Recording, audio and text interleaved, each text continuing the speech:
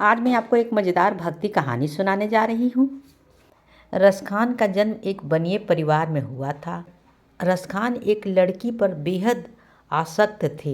एक दिन उन्होंने किन्हीं को कहते हुए सुना, भगवान से प्रेम ऐसा होना चाहिए जैसा प्रेम रसखान को अमुक बनिए की बेटी से हुई है। बस इस बात ने उनको झकझोर कर रख दिया। अब तो इनके अंदर में भगवान के प्रति प्रेम की ललक जाग उठी और ये घर से निकल पड़े। रास्ते में कहीं भगवान कथा हो रही थी। व्यास जी गद्दी पर बैठकर कथा सुना रहे थे। बहुत ही सुबोध और सरल भाषा में भगवान श्री कृष्ण की लीलाओं का बड़े सुंदर ढंग से वर्णन कर रहे थे, जो इनके हृदय को छू गई।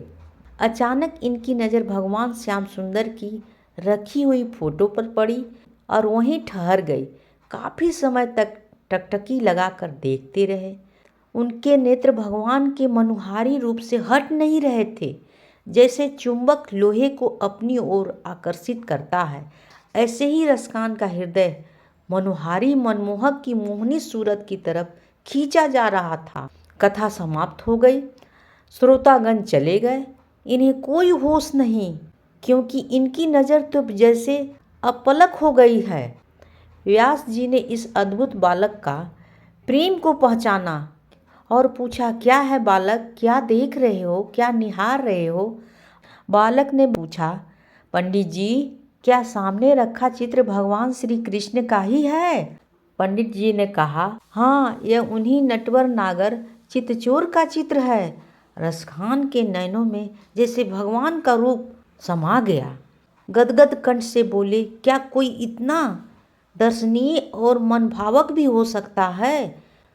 व्यास जी ने कहा, जिसने इतनी सुंदर सृष्टि का निर्माण किया है वह दर्शनीय और मनभावन तो होगा ही।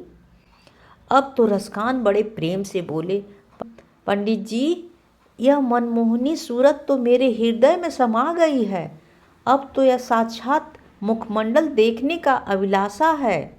आप मुझे इनका पता बता दो, मैं शीघ्र अति शीघ्र इनसे मिलकर अपने हृदय की तड़प को शांत कर सकूं।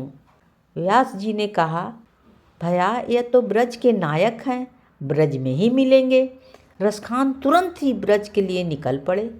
जिसके हृदय में भाव जागृत हो जाए, प्रभु मिलन की तीव्र उत्कंठा जागृत हो जाए, उसे इसके आगे और कुछ नहीं सूझता।